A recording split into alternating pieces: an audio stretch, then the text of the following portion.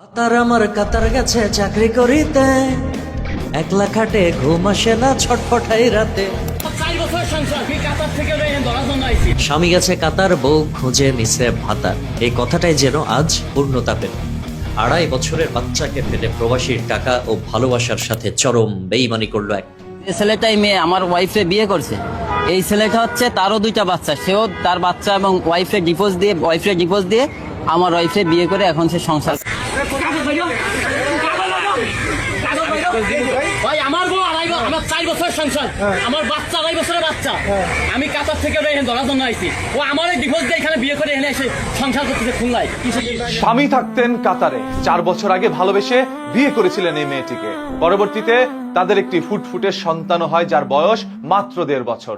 সেই 1.5 বছরের সন্তান রেখে স্বামী যখন কাতারে গিয়ে প্রবাস জীবন সাজান। প্রিয় দর্শক, ইতিমধ্যে আপনারা ভিডিওর গুরুত্বপূর্ণ অংশবিশেষ দেখে ফেলেছেন। আরো কিছু গুরুত্বপূর্ণ তথ্য আমাদের হাতে রয়েছে, সেগুলো তুলে ধরার চেষ্টা করব। তার আগে অনুরোধ করব, যারা এখন পর্যন্ত ভিডিওটিতে একটি লাইক দেননি, অতি দ্রুত ভিডিওটিতে একটি লাইক দিয়ে চ্যানেলটি সাবস্ক্রাইব করবেন।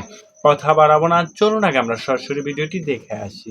তার আমার কাতার গেছে চাকরি করিতে, একলা খাটে ঘুম আসে না ছটফটাই রাতে। 4 বছর সংসার কি কাতার থেকে ধরার জন্য আইছি। স্বামী গেছে কাতার, বউ খুঁজে নিছে ভাতার। এই কথাটাই যেন আজ পূর্ণতা পেল। 2.5 বছরের বাচ্চাকে ফেলে প্রবাসীর টাকা ও ভালোবাসার সাথে চরম বেইমানি করলো এক প্রবাসীর স্ত্রী। প্রবাসীদের জীবনটা বোধ হয় আসলেই একটা জীবন্ত ট্র্যাজেডি, যে মানুষগুলোর ত্যাগের ওপর ভর করে এদেশের রেমিটেন্সের চাকা ঘোরে। দিন শেষে তাদের কপালে জোটে সবচেয়ে বড় ধোঁকা আর প্রতারণা, তাও আবার বাইরের কারো কাছ থেকে নয়, নিজের ঘরের সবচেয়ে বিশ্বস্ত ভাবা মানুষটার কাছ থেকে। সম্প্রতি খুলনায় ঘটে যাওয়া এমনই এক ঘটনা আবারও প্রমাণ করল, কিছু মানুষের বেইমানি আর লোভের কোনো সীমা থাকে না। কাতার থেকে মাত্র 5 মাস পর সর্বস্ব হারিয়ে দেশে ফিরেই নিজের স্ত্রীকে পরপুরুষের সাথে হাতে নাতে ধরেছেন এক হতভাগ্য প্রবাসী স্বামী। ভুক্তভোগী এই প্রবাসী যুবকের নাম আব্দুর রহমান। তার বাড়ি খুলনা জেলার তেরোখাদা উপজেলার পেছনে। আর বেইমানি করা সেই স্ত্রীর নাম নওশাদ ইসলাম ববি, যার বাড়ি খুলনারই ডুমুরিয়া এলাকায়। গল্পের শুরুটা আরও 5টা সাধারণ প্রবাসীর মতোই, একটা ভালো ভবিষ্যতের আশায়, পরিবারের মুখে হাসি ফোটাতে আব্দুর রহমান দালালের খপ্পরে পড়ে গেলেন। ভালো কোম্পানিতে চাকরি দেওয়ার লোভ দেখিয়ে দালাল তার কাছ থেকে হাতিয়ে নেয় নগদ 5 লক্ষ টাকা। কিন্তু কাতার যাওয়ার পর শুরু হয় আসল নরক যন্ত্রণা। দালাল তাকে তো কোনো ভালো কাজ দেয়নি, উল্টো সেখানে নেওয়ার পর আর কোনো খোঁজ খবরই রাখেনি। বিদেশে কাজ না পেয়ে তীব্র মানসিক ও আর্থিক কষ্টে দিশেহারা হয়ে পড়েন আব্দুর রহমান। এক পর্যায়ে বাধ্য হয়ে দেশ থেকে চড়া সুদে ঋণ বা ধার করে বিমানের টিকিট কাটেন তিনি। এরপর শূন্য পকেটে বুক ভরা কষ্ট নিয়ে পাড়ি জমান নিজের মাতৃভূমি বাংলাদেশে। আব্দুর রহমান যখন কাতারে একবেলা খেয়ে না খেয়ে দিন পার করছিলেন, তখন দেশে তার স্ত্রী ববি 2.5 বছরের নিষ্পাপ সন্তানকে ঘরে রেখে লিপ্ত ছিলেন পরকীয়া ও অবৈধ মেলামেশায়। শুধু তাই নয়, এই বেইমানির লেভেল এতটাই নিচে নেমেছে যে প্রবাসী স্বামীকে বিন্দুমাত্র না জানিয়ে ববি গোপনে তাকে ডিভোর্স দিয়ে দেয়। এরপর সেই প্রেমিকের সাথে নতুন করে বিয়ে করে দিব্যি সংসার শুরু করে।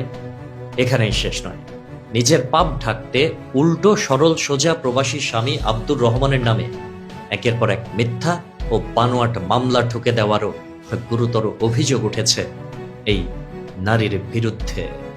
ও মাইয়া রে তুই অপরাধী রে, আমার যত্নে গড়া ভালোবাসা দে ফিরাইয়া দে। দেশ থেকে সুদের টাকায় টিকিট কেটে ফেরার পর আব্দুর রহমান নিজের বাসায় যাননি।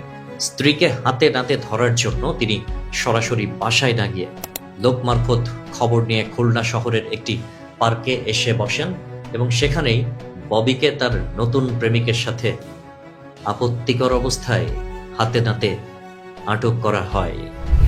নিজের 2.5 বছরের অবুঝ বাচ্চার ভবিষ্যৎ এবং স্বামীর 5 লাখ টাকা ধূলিসাৎ করে ববি এখন অনায়াসে অন্য পুরুষের হাত ধরে ঘুরছে। এই ঘটনাটি আজ প্রতিটি প্রবাসী ভাইয়ের বুকে তীরের মতো গিয়ে বিঁধবে। প্রবাস জীবনে তারা যখন মাথার ঘাম পায়ে ফেলে মরুভূমির তপ্ত রোদে পড়ে হাড় ভাঙা খাটুনি খাটেন, তখন দেশের মাটিতে তাদের ঘরের আলো বা অর্ধাঙ্গিনীরা নিজেদের সঁপে দিচ্ছেন অন্য পুরুষের বিছানায়। সবচেয়ে কষ্টের বিষয় কি জানেন? একজন প্রবাসী যখন বিদেশে থাকেন, তিনি দুনিয়ার সব মানুষকে সন্দেহ করলেও নিজের বউকে চোখ বন্ধ করে বিশ্বাস করেন। ভাবেন, আমি কষ্ট করলেও আমার বউ তো ভালো আছে, আমার সন্তান তো নিরাপদে আছে। কিন্তু সেই বিশ্বাসের সুযোগ নিয়ে যখন ঘরের মানুষটাই পিঠে আঘাত করে, তখন বেঁচে থাকার আর কোনো ইচ্ছাই অবশিষ্ট থাকে না। দালালের প্রতারণা, সুদের টাকার ঋণ, আর দিন শেষে স্ত্রীর এই চরম পৈশাচিক বেইমানি। আব্দুর রহমানের মতো শত শত প্রবাসী ভাই আজ এই নির্মম বাস্তবতার শিকার। এ ধরনের দ্বিমুখী ও লোভী নারীদের কারণে গোটা সমাজ বিষাক্ত হয়ে উঠছে। আল্লাহ সবাইকে হেদায়েত দান করুন, আমিন। ভাই আমার বউ আমার 4 বছরের সংসার, আমার বাচ্চা 2.5 বছরের বাচ্চা। আমি কাতার থেকে এখানে ধরার জন্য আইছি। ও আমার এই ডিভোর্স দিয়ে এখানে বিয়ে করে এনে এসে সংসার করতেছে খুলনায়। কিছুক্ষণ আগে আমি কাতার থেকে আইছি, আমার পাসপোর্ট। আমি কালকে রাত্রে টিকিট কাটছি কাতার থেকে ওরে ধরার জন্য। আমি কাতার থেকে সরাসরি এনে এসে ওরে ধরার জন্য। আমার এই ডকুমেন্ট আমি কালকে টিকিট করে এখানে আমি বসে রয়েছি ওরে ধরার জন্য। আমার 2.5 বছরের মেয়ে ভাই, 2.5 বছরের মেয়ে ভাই। আমি এইখানে কাতার থেকে এখানে বসে থাকি। আমি কাতার থেকে এনে এসে কাগজ বাইর, কাগজ বাইর, কিন্তু শান্তি বলা মারি ফেলাই দিতে। কাগজ বাইর, কাগজ বাইর, কাগজ। আরে আমার জীবন আমি জানি না, আমি এসে খুলনা। আমি মা তার কথা করি না, আউলে ফেলাই দেবো। কাগজ বাইর, ঠিক আছে, কাগজ বাইর। ভাই আমার বউ আমার 4 বছরের সংসার, আমার বাচ্চা 2.5 বছরের বাচ্চা। আমি কাতার থেকে এখানে ধরার জন্য আইছি। একটা মানুষ তার জীবনের হাজারো ব্যস্ততা ছেড়ে সুদূর কাতার থেকে ঢাকা এসে বসে আছে পরকে লিপ্ত তার স্ত্রীকে ধরার জন্য। তার কাছে তার সন্তান অনেক প্রিয়। 2.5 বছরের একটা মাসুম বাচ্চা যখন মাতৃ হওয়ার পথে, তখন পিতা ছুটে এসেছে তার মাতৃত্বকে বাঁচাতে। কেন গেছে প্রবাসে? একটা বেড়া মানুষ বাংলাদেশে যে কোনো প্রান্তে কুরে কুলে খাওয়ার মতো ব্যবস্থা হয়ে যাবে। হাজার মাইল পাড়ি দিয়ে প্রবাসে যাওয়ার একটাই কারণ, সেটা হচ্ছে তার সুখে দাম্পত্য সম্পর্কটা অটুট রাখতে। মেয়েটা কি বুঝতে পেরেছে সে দাম্পত্যের মহত্ব? মেয়েটা কি অনুমোদন করতে পেরেছে কাতার ফেরত মানুষটা ঢাকা আসা পর্যন্ত কতটা ক্লান্তি, কতটা শ্রম তার শরীরের মধ্যে বয়ে গেছে? এই দেশে থাকা বিবেকবান মানুষের কাছে আমার একটাই প্রশ্ন, বাপের খেয়ে অন্যের মোষ চড়ানো মানুষগুলা যখন একজন প্রবাসীর বউ নিয়ে চলে যাচ্ছে, তখন তোমরা আঙ্গুল চুষো সামাজিক বিচার করতে এই ধরনের হায়নাদেরকে কুপিয়ে হত্যা করাটা কি আসলে অপরাধ?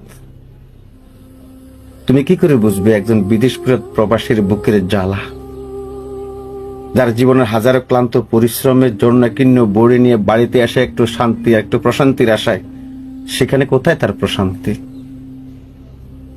2 বছর প্রবাস করে 6 মাসের জন্য বাড়িতে আসে মায়ের আবদার, বোনের আবদার, ভাইয়ের আবদার, বাবার শাসন, বইয়ের অনুরোধ, শ্বশুর বাড়ির আবদার, হাজারো আবদারের ভিতরে তার শূন্যটা কোথায়? এই দেশের প্রবাসীরা সবচেয়ে বেশি অবহেলিত। একটা অদৃশ্য শৃঙ্খলা বন্দিতি, সুন্দর জামা, গায়ে স্যান্ডের গন্ধ থেকে বাহ্যিক দিক বিবেচনা করে এই দেশের মানুষগুলা জানে না ভিতরে তার অন্তর দহন কতটা কষ্ট দিয়ে থাকে। টাকায় যদি পৃথিবীর সকল সুখের মুখ্য হতো, তাহলে একটা প্রবাসী তার সম্পূর্ণ ব্যস্ততা ছেড়ে 1000 টাকা খরচ করে বাংলাদেশে আসতো না তার আগের বিবিকে ধরতে। জাহেলিয়াতের এক নির্মম পরিণতিতে যাচ্ছে আমাদের দেশের মানুষ।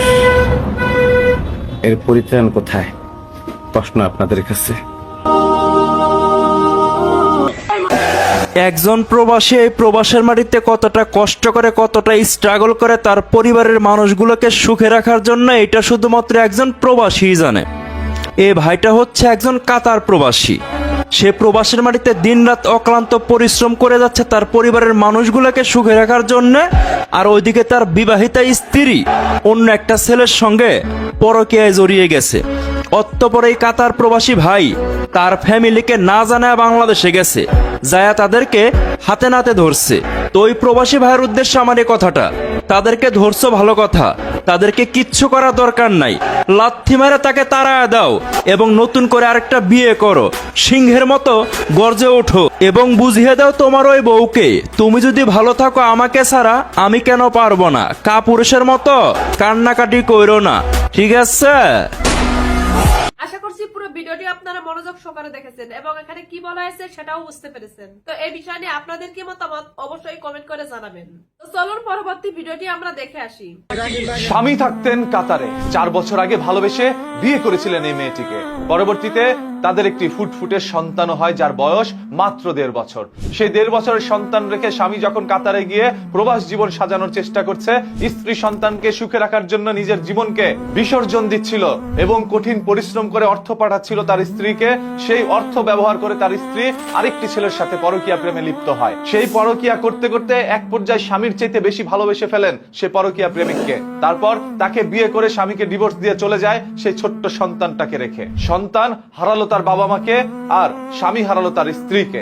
এই খবর শুনে কাতার থেকে সেই কাতার প্রবাসী আসে বাংলাদেশে, এসে হাতে নাতে তার স্ত্রী এবং তার পরকীয়া প্রেমিক বা তার স্বামীকে ধরে এবং তার স্ত্রীকে তিনি টেনে হেঁচড়ে বাড়িতে ফিরিয়ে নিতে চাইলো। তার স্ত্রী তার সাথে যেতে রাজি হননি। আর যখন তার পরকীয়া প্রেমিককে মারধর করতে নেয় তখন স্ত্রী এসে বাধা দেয়, বলে ওকে তুমি আঘাত করো না। মানে স্বামীর চাইতে যখন পরকীয়া প্রেমিকের প্রতি বেশি টান থাকে তখন ওই উক্তিটি আমাদের মনে পড়ে যায়, ভাতার থাকে কাতারে। তবে আজ তো দেখলাম ভাতার কাতারে থাকে না, ভাতার থাকে বাংলাদেশে আর স্বামী থাকে কাতারে। এখন প্রবাসে যারা যাচ্ছেন তারা একটু সতর্ক থাকবেন, কারণ প্রবাসে যাওয়ার পর আপনার স্ত্রী সন্তান থাকে দেশের মাটিতে, সে আপনাকে না পেয়ে তার চুলকানি মেটানোর জন্য অন্য কোনো ছেলের হাত ধরে এবং দীর্ঘদিন সেই ছেলের সাথে পরকীয়া করতে করতে এক সময় তারা ভালোবাসার সম্পর্কে লিপ্ত হয়ে যায়, তারপর বিয়ে করে বা বিয়ে ছাড়াই সারা জীবন আপনার বউকে ভোগ করতে থাকে। আপনি ওইখানে আপনার শরীরটাকে বিসর্জন দিচ্ছেন, আপনি বুড়া হয়ে যাচ্ছেন, তারপর আপনার স্ত্রীকে পাচ্ছেন না। আর এখানে আপনার স্ত্রী একজনের সাথে নয়, অনেক ছেলেদের সাথে পরকীয়া প্রেমে লিপ্ত হয়। যখন পরকীয়া প্রেমিকরা তাকে ছেঁকা দিয়ে দেয় তখন যায় আবাসিক হোটেলে। এরকম ঘটনাও ঘটে গিয়েছে নোয়াখালীর মতো একটি জায়গায়। সেখানে অসংখ্য মহিলাদেরকে একত্রে পাওয়া গিয়েছে একটি আবাসিক হোটেলের মধ্যে, যাদের অধিকাংশ স্বামীরাই থাকে প্রবাসের মাটিতে। প্রবাসী ভাইরা তার জীবনটাকে বিসর্জন দিয়ে দিচ্ছে পরিবারের জন্য, আর সেই পরিবারের কাছ থেকে এইগুলোই তারা পাচ্ছে। এটাই কি তাদের প্রাপ্য? হ্যাঁ, হাদিস এখানে কি বলে? হাদিস বলেছে 40 দিনের বেশি আপনার স্ত্রীকে রেখে আপনি কোথাও যাবেন না, বা গেলে সেই সংসার টিকতে নাও পারে। সেটার বাস্তব প্রমাণ আপনারা এখন পাচ্ছেন। স্ত্রীকে রেখে স্বামী যদি বেশি দিন দূরে থাকে তাহলে সেই স্ত্রী অন্য কোনো পরপুরুষের সাথে পরকীয়া প্রেমে লিপ্ত হতেই পারে। বাংলাদেশের কিছু সংখ্যক গ্রাম আছে যেই গ্রামের অধিকাংশ মানুষই প্রবাসে থাকে, আর সেইখানে সব থেকে বেশি পরকীয়া হয়। তার মধ্যে অন্যতম কিছু নাম রয়েছে যেগুলো আমি আজকে উল্লেখ করবো না এই ভিডিওতে।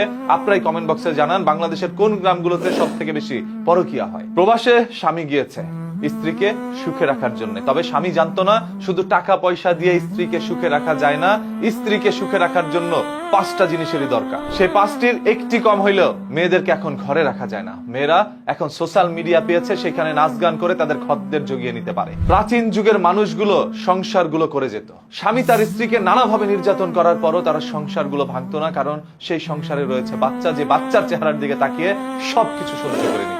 আর বর্তমানের সংসারগুলো ঘরে বাচ্চা যতগুলোই থাকুক না কেন, সেই নারীর বয়স 50 কিংবা 60 হোক, তারপরও সে পরকীয়ায় লিপ্ত হবে, সে চলে যাবে অন্য পরপুরুষের হাত ধরে। আজ এই কাতারের প্রবাসীর ঘটনাটি দেখার পর আমি আপনাদের কাছে এই ভিডিওটি এই জন্যই করলাম যে প্রবাসে যাওয়ার আগে অন্তত পক্ষে এটা একটু ভেবে যায়েন, আপনার স্ত্রীকে কি আপনি আসলে রাখতে পারবেন আপনার ভালোবাসার ছায়ায়, নাকি তার ছায়ার নিচে অন্য কাউকে রাখবে? সেই প্রশ্ন এখন আপনাদের কাছে উত্তরটা কমেন্ট বক্সে জানাবেন, আর ভিডিওটি শেয়ার করে দেন যাতে করে প্রত্যেকটা প্রবাসী সতর্ক থাকতে পারে। আর হ্যাঁ, প্রতিদিনের এরকম সত্য তথ্য জানার জন্য এখনই নিউজ কি চ্যানেলটাকে সাবস্ক্রাইব করে রাখেন, আর ফেসবুকে দেখে থাকলে অবশ্যই পেজটাকে ফলো করে রাখবেন। যদি ফলো না করেন তাহলে